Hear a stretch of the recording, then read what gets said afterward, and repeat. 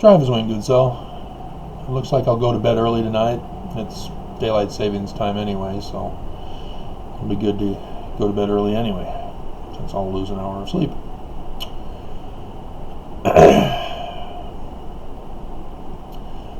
Either at the end of 2016, like in December, or at the beginning of 2017, I had a dream. And in the dream, I was in a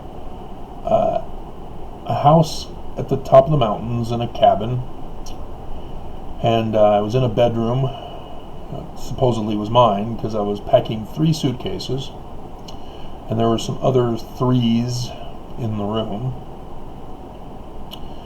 And my dad comes walking in, and we're talking about mission I'm going on.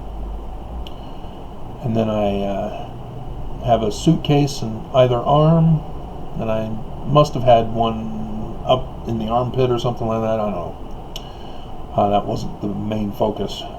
I may not have even, well, I did have, because I threw something in the back of the pickup truck that somebody was driving me, or going to drive me, because I woke up before, or right as we took off. And as I was walking out to leave, there was a forest to the left of us, and in the forest I saw young elder missionaries, and waved to them and yelled out that I was going on a mission. But clearly it wasn't the same type of mission that they're doing. If you don't know, it wasn't until the end of 2017 when my local bishop at that time did not like that I was showing that Joseph Smith was a translator when the prophets of the church were unable to do so, and in fact came out and declared that Joseph is not a translator. So my bishop extorted me to drop all my publishings on translation, and to cease and desist, or why do I bother coming to church? So I don't take extortion lightly. Nobody extorts me, and so I never went back. And decided to do church history research. And now I'm definitely not going back. So if you want somebody to stay in the church, you need to keep them naive and ignorant. Not a good idea to extort and bully and threaten and abuse and attempt to murder and all that, because that's just not going to get them back in the church. You've got to use love. That usually helps. But when you're talking about a sandy foundation, it's not going to, love can't cure that.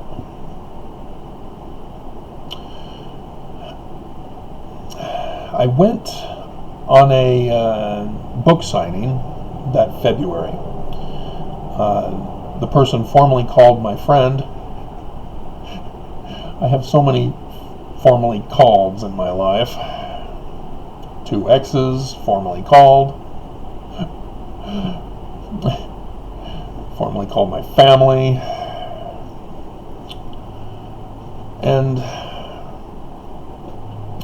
he was the one that his wife works for the church in the genealogy department, and she had gotten her husband to do a speaking thing at the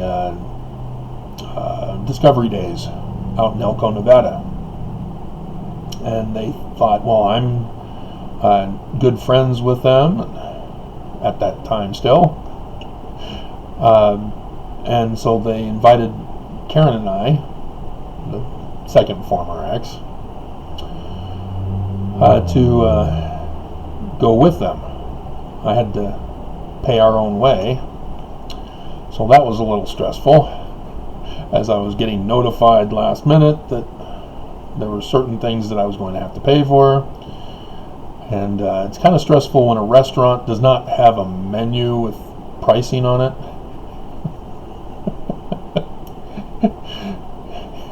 And you're a little bit tight for money. It does cause for stress. But fortunately I had enough to pay for the bill. It wasn't that great of a food.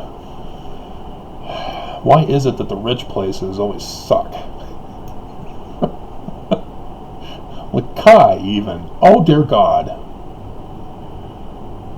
$200 a plate. It sucks. I'm so glad I'm not privileged. I escaped from my privileged life.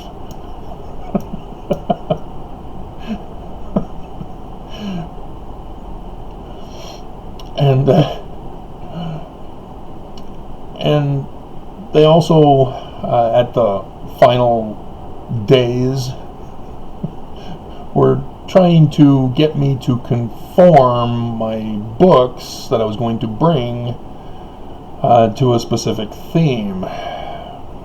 Which, yeah, thanks guys for not notifying me in advance about how much things would cost, what I would need to save up for or get. Oh man, but made it. And,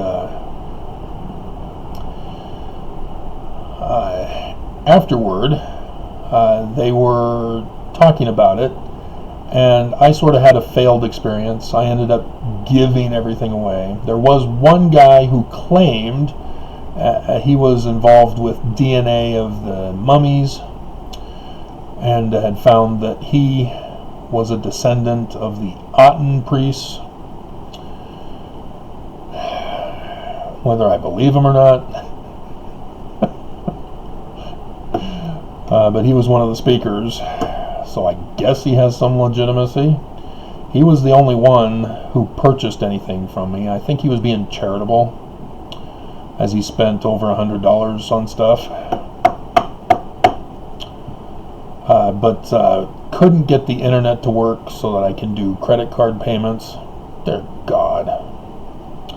And of course that was when the flood hit, along with the partial lunar eclipse. So yes, I was very well aware of that, as I was made aware of the signs in the heavens for the last days with the announcement on Fox 13 News Utah for the total solar eclipse coming in August 21st, 2017 on the 4th of November 2016, right before the election. And so at that moment I went, oh dear God, seriously? Oh dear God. Now I had gone to the University of Lethbridge, and my education was such that I knew that the ancients would look to the stars to tell stories which became scripture. And it has multiple translation meaning in the written word, not just a solar date in the heavens. So for example, you're probably wondering, what? A story is a solar date? Yeah. Abraham sacrificing Isaac, messenger comes, ram appears. 8 April 4 AD. Like that. And so I knew that the stories would therefore correspond to the latter days, and this, I knew we were in it.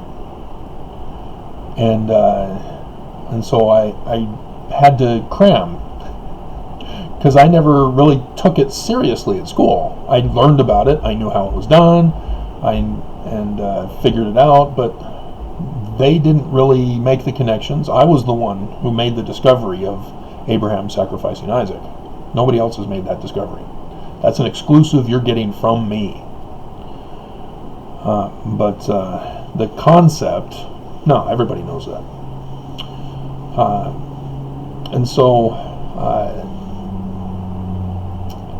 I knew I had to rush and do some research and find out about the constellations, what the ancients understood them as, and try to get some calendar dating for the Jewish holidays, and found books for the Egyptian holidays. Wow. That's all I can say. I did the videos for you way back in the day, but wow. Talk about knowing in advance. And as a result, I had to set aside the continuation of the publishing of Paleo-Hebrew with the vocabulary and Egyptian petroglyph translations, teaching people how to do it and giving examples and doing translations for people. As you can see on academia.edu, I put how the Bible came from Egyptian petroglyphs, from the creation to the flood story, for example. And yes, I can do Abraham from the Egyptian petroglyphs, just as Joseph Smith did, which I did buy that book. You can see it right there. Showed it to you the other day. And so, yeah, now I know what he was doing. And yes, he was trying to translate. But I don't understand why nobody else can figure that out. It's so obvious, as one who deciphered Paleo-Hebrew and deciphered Egyptian petroglyphs, as I am the only one who's done it, because YouTube is now throttling me. But the majority of my publication royalties have come from Paleo-Hebrew. And so I do have the script, the full decipherment research for the script on academia.edu as well. So it is available for people to learn. I don't have the vocabulary, but I've been sharing with you every now and then how the vocabulary works. I did publish the ones that the old font didn't get preserved, and so it's coded.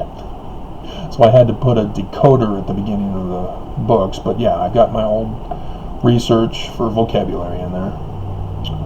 But it's not in a format like the script publications are. And so, yeah, I knew that we're in the second coming now, as it's been traditionally spoken of. The latter days. That this is it. And so I needed to cram. And I did get, in 2017, the publication of a big book of signs. It still needs to be updated with all the sign sense and some extra additional information that I've learned. I think Ophiuchus needed to be put in there. But yeah, the Book of Mormon also.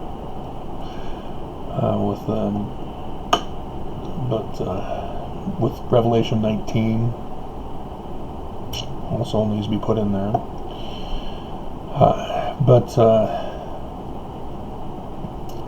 Yeah, I had to learn it on the fly, but I had the background, so I know what I needed to look and research for.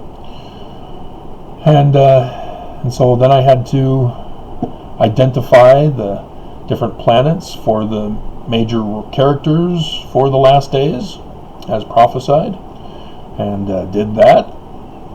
It was easier than I thought.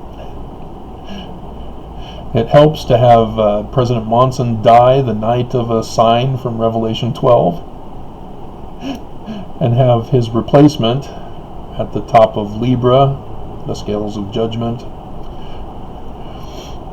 just as Mercury was at the top of the scales of judgment when the election was decided. So those make it easier when things on Earth correspond with the signs. And so yeah, you just follow the characters they represent as you follow the celestial bodies that they represent in the heavens. And having to figure out, okay, which one does this represent, which constellation meaning for this, and what is the conjunction of these in this constellation. So yeah, it's been a learning experience as I'm deciphering and figuring it out as I go along all these years. The 3 had to do with 3 months. That was obvious, because 3 months from that dream, I had given up or stopped the Paleo-Hebrew stuff and had been focusing on the last days decipherment. I had finished the Paleo-Hebrew script books. And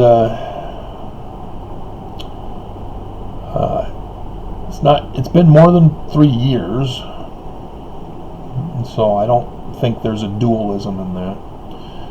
But today, and I've been, after Biden won the election and 6th occurred and some failed threats passed, I realized we're running out of revelation to be fulfilled, because this is the part in the Book of Mormon. And again, yes, by figuring out the signs in the heavens, I then figured out the Book of Mormon's coded with signs in the heavens for the dates and characters in the stories representing events that are to take place in the latter days during that 7-year time frame from the astronomical dates given in the Book of Mormon, which come from Revelation. And so 2024 is the end goal, when we're supposed to be in Bountiful with the Temple of Zion built, the city of Zion built. But the warning in the Book of Mormon is that the whole earth may be wasted at that time, that it may not be. So thus 3 Nephi 11 is an idealistic hope that somebody will figure out the code in the Book of Mormon and be able to fulfill it. Because we're not Christian Mormons. Learning of the Jews, language of the Egyptians. 1 Nephi 1:2. And so,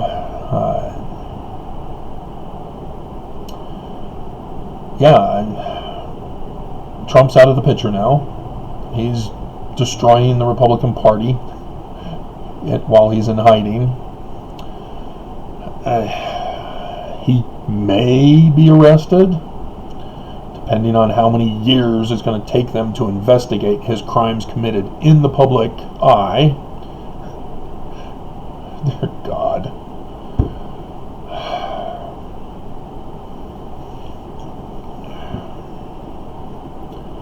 But, the church is also supposed to fall. Sorry, Mormons. Joseph Smith prophesied it.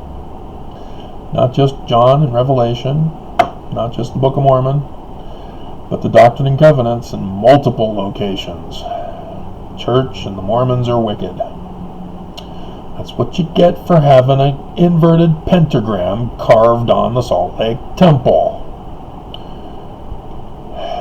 As Nelson told us last night, that symbol, it demonstrates our love for Jesus Christ. Really? Is it? The inverted pentagram is the symbol of your love for Jesus. Okay. I'm sure it has nothing to do with Moses, where Lucifer says, I am the only begotten, worship me. I am Jesus Christ. Worship me, Mormons. So I still wonder, is the church going to come out and say, yeah, it's Lucifer, guys. That's our church. That's our God. We've just been calling him Jesus so that nobody freaks out.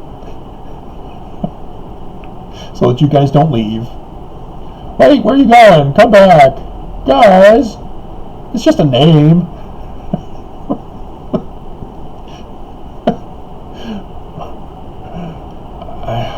I still, mind-boggling how successful they've been at brainwashing Mormons.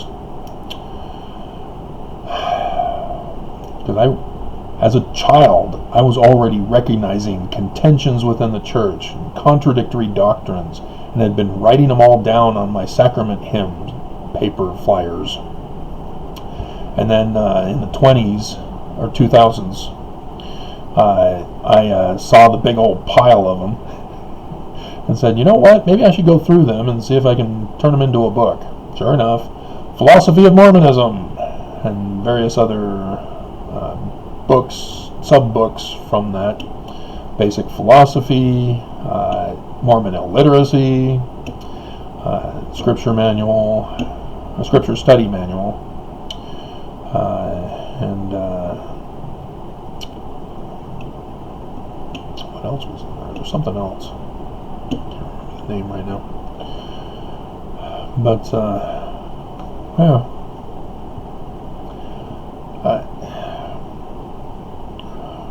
Yeah, when I finally did church history research because of the extortion threat by the bishop, everything made sense. You know, that's why there's contradictions in the church, why Mormons can't come to an agreement on their spiritual feelings of witness and testimony. That's why you don't do it by feelings. There will be no harmony. You have to produce it in reality with the five senses.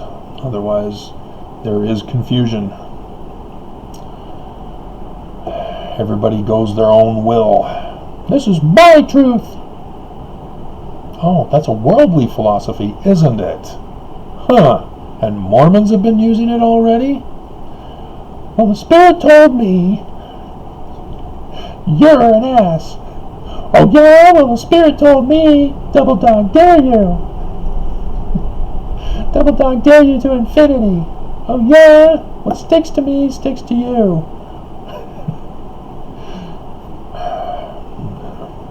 So, yeah, the mission was literally the signs in the heavens. And we still have a few more signs. I mean, they're still continuing. We haven't gotten to the end yet, where either America is completely destroyed along with the rest of the world, and I'm wandering the earth alone, burying the thumb drive with a record of this people for space aliens sometime in the 1,000-year future. Stardate 3063. We've come across a planet called Earth. They've been wiped out. We have found a video log recording what happened. Cylons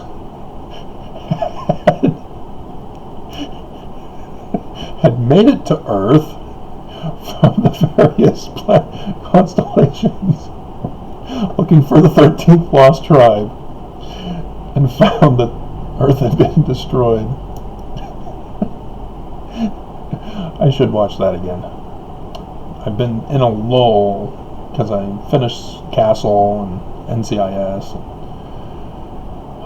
So, because there's the original, there's the reboot, and there's Caprica. So, alrighty.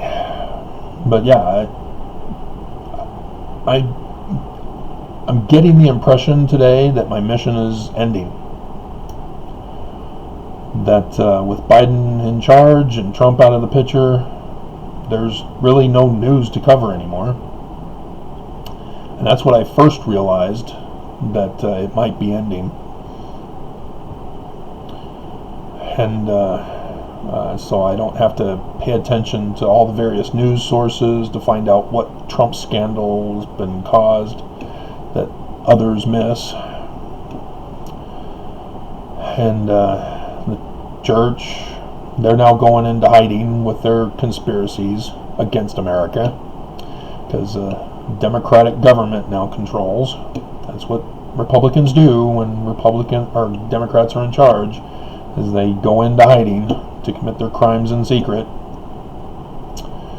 But when they're in charge, oh yeah, crime is not a crime, truth isn't true, reality isn't real. So,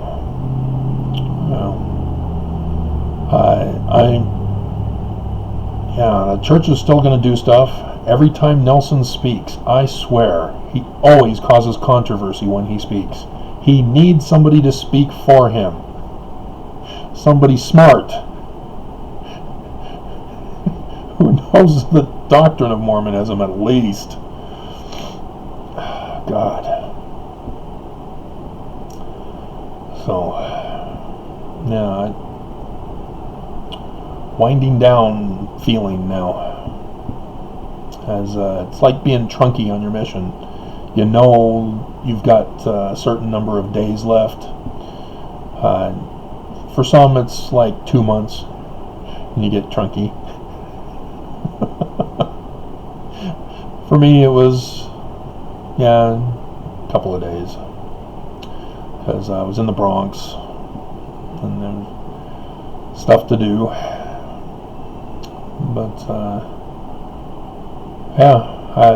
now it's just a matter of assembling all of the information I have obtained and start putting them into collections, like publication material stuff. I doubt I'll use Amazon.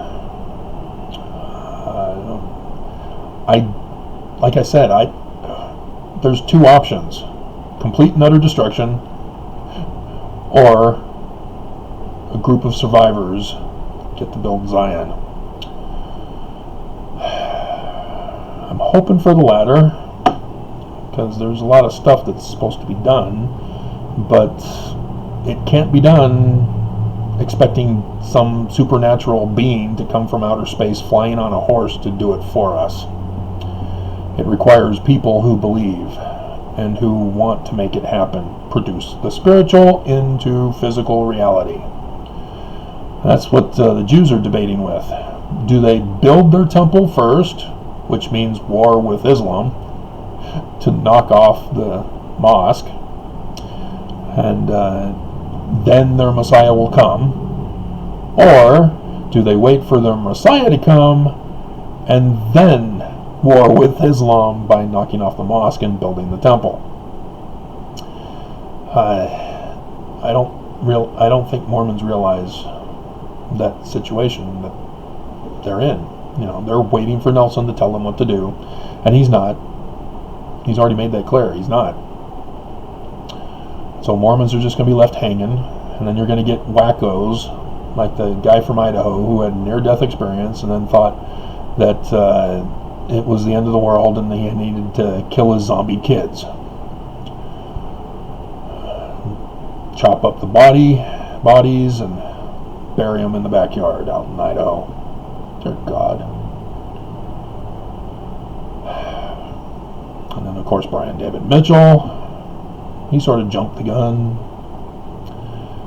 But, he thought he needed to kidnap a 14-year-old girl to repopulate the earth, as he was going to be the Messiah all by himself with his 2 wives. Dumbass. But that's what happens when you have a corrupt church. You get corrupt Looney Tunes that pop up from it. Warren Jeffs, Allreds, Nelson, Oaks. So, alrighty. I wish I new, because there's nothing more I can do. I can't build Zion by myself. 1,400, that ain't gonna cut it. I mean, the city isn't gonna have an economy anyway, or at least it won't have monetary system of the economy. That's under the Pearl Great priestcraft defined in the Book of Mormon. If you labor for money, you'll perish. We'll bring that up and I'll close. So yeah, I wish I knew what the enemy was up to, or if we're just waiting for natural disasters to destroy things and survivors. I don't know. I have to type it in. Priestcraft. And it's 2 Nephi 26. So yeah, verse 29, he defines it. And that's the church to a T. They've got trillions. And the welfare of Zion? Yeah, no poor in Zion, right? Yeah. Oh, but they're to blame for their poverty, right? So says the rich Zoramites. Get out of our church, you poor. But yeah, you need to be giving. That's what charity means. Doesn't mean love, but it is under the umbrella of love if it's done right. When you give without expecting anything in return, and you don't do it to be showy. Look at me, I'm giving. I'm not expecting anything in return. Look at me. But yeah, you don't let the laborer in Zion suffer and perish. Church. Dear God. Oh, we're keeping church open. We're opening up the temples. We're opening up the missions. Yeah, I know we're still in a pandemic, but it's okay. We're concerned about your safety. We love you. Thank you for the money. But here in 31, but the laborer in Zion shall labor for Zion. And that's a giving, charitable nature that they talk about in 30. I've already developed it, designed it.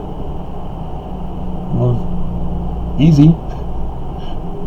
I mean, my mom told me back in high school, as I complained about the economy, how I'm not going to be able to get my own home to do the things that I want to do, that she won't let me do, and keeps saying, when you get your own place, you can do what you want.